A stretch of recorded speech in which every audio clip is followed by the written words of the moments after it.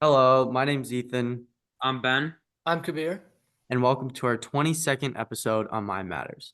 Today we have actually two very special guests, Kabir, who's normally a co-host, and Zach, an actual guest. And they're both co-founders of an exciting new app that's helping its users with screen addictions called LoopLess. Zach, do you want to give an overview of this exciting new product?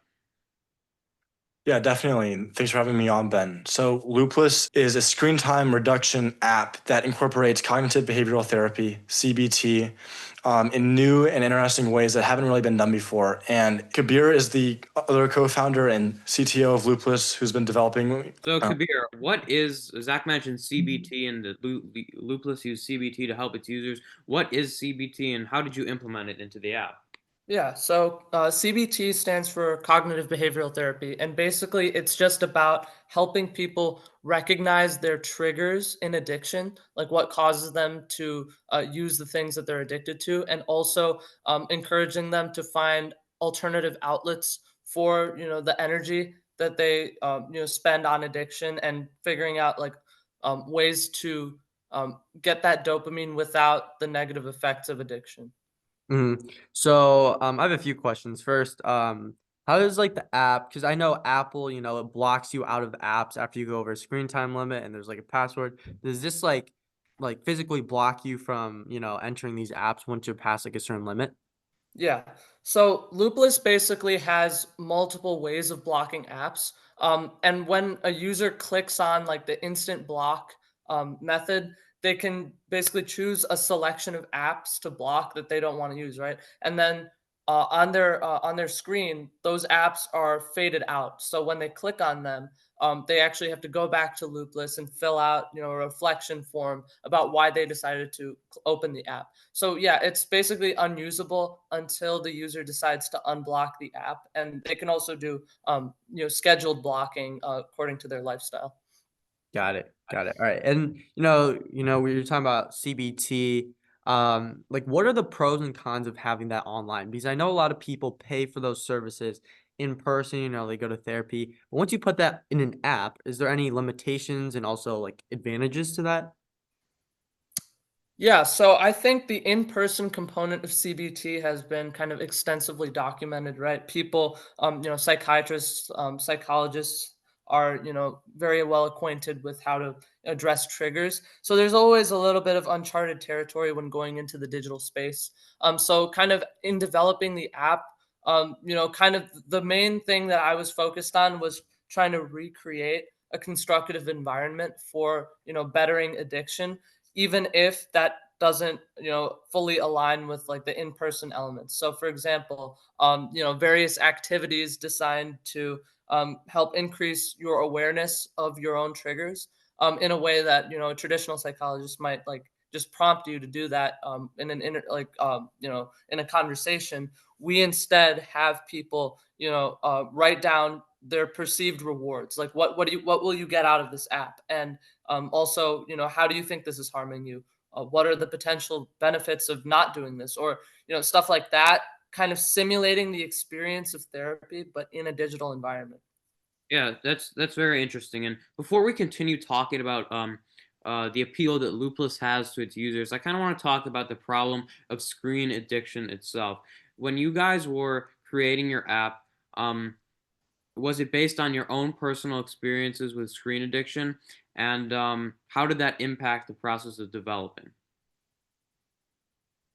Yeah, so I had extensively used screen time reduction apps in the past, and so did some of the other original members of Loopless.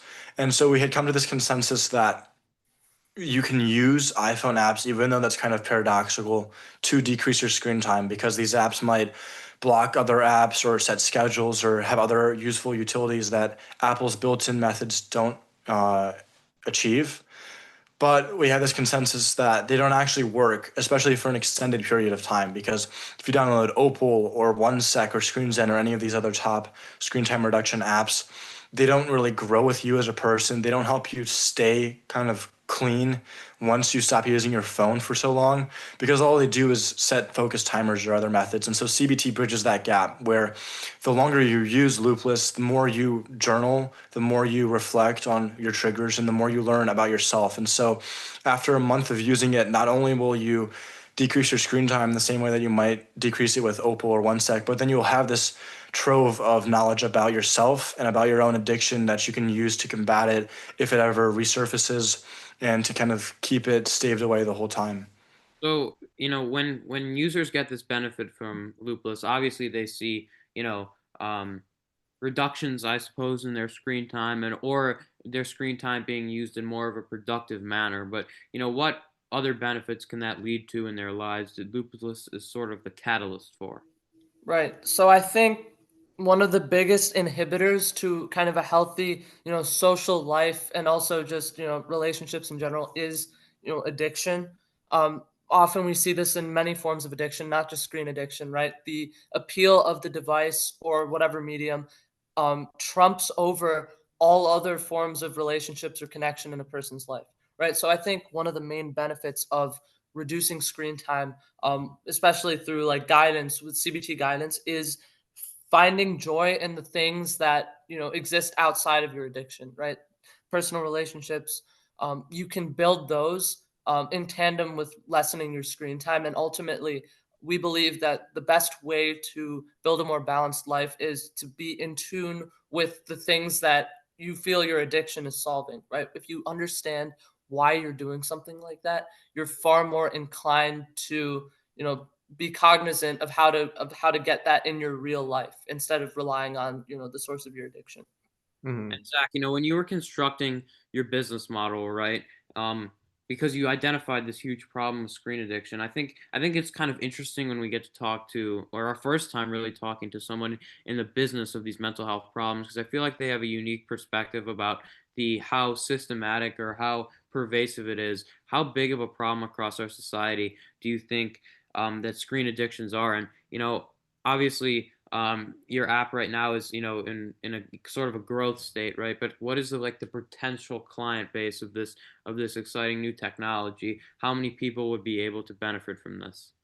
So already, as of 2024, the majority of Americans say that they're addicted to their phones, and so people have been recognizing their addictions. Um, Countries abroad like Australia and Europe, also those citizens there experience screen addiction substantially too. But it's a matter of, for our own app, the client base is a lot smaller because we're selling a subscription.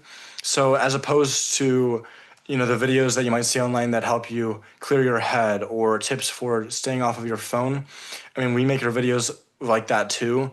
We sell a product at the end of the day that is for people that are severely addicted, that recognize that they need to pay to increase their productivity and increase their happiness and finally fight their addiction once and for all. And so the client base for that is going to be significantly smaller than the actual amount of people that recognize that they're addicted in the first place. Mhm. And I feel like a lot of people know they have screen time addictions. And we kind of throw that around like, yeah, I'm addicted to my phone. Yeah, I'm addicted to my phone. But why do some people, avoid getting actual help even if they recognize? Is it too difficult or too much of an inconvenience or what is it? I feel like people just treat it way too casually, right? As you mentioned, people will just say, oh, I'm addicted, I'm addicted. People don't really grasp how much of an implication that addiction really has over their lives. Or in some cases, they do recognize it, but they just think, oh, I can manage it. If I really need to, I can just stop using it, right? People have this mistaken belief that, oh, when it really matters, I can control myself. But really, addiction, right, is that unbalanced sense of control. So you think you can do it, but you can't, right? And Mhm.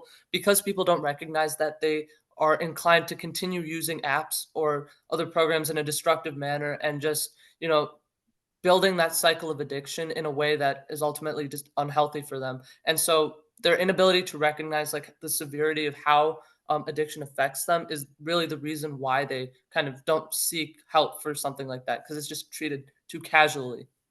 Got it. So, Loopless today is available on the Apple App Store, correct? Mhm. All right, so yeah, like they mentioned, it's a new thing, different from all the other screen time apps. And if you're curious, you can go use it today, leave a review. But And yeah, check thank links you in guys the for coming on. description for this video as well for the app to the App Store. Mhm. So we want to thank Zach and also I guess Kabir, right, as well, for coming on the podcast today and sharing what they're developing, which is super cool. And we talk a lot about raising awareness on this show, but a lot of times exciting new innovation can Kabir uses this word, trump the stigma, right? Can overcome the stigma when there's an exciting new technology and exciting new innovation that can really help people. So both of you, thank you for sharing what you're developing, and we wanted to highlight this new technology in our community, and hopefully it can help some people, because I think most of the people watching, if they looked at their screen time, including myself and probably all of you three, would be upset and disappointed, right? So Absolutely. yeah. Yeah. So both of you, thank you so much for coming on. Be sure to check the links in the description, like Ethan said and I said, to access LoopLess on the App Store, and also keep your eye out for new episodes that'll be coming up in the future. Mhm. All right, well, that's all we have for today. My name's Ethan. I'm Ben. I'm Kabir. And just remember, your mind matters.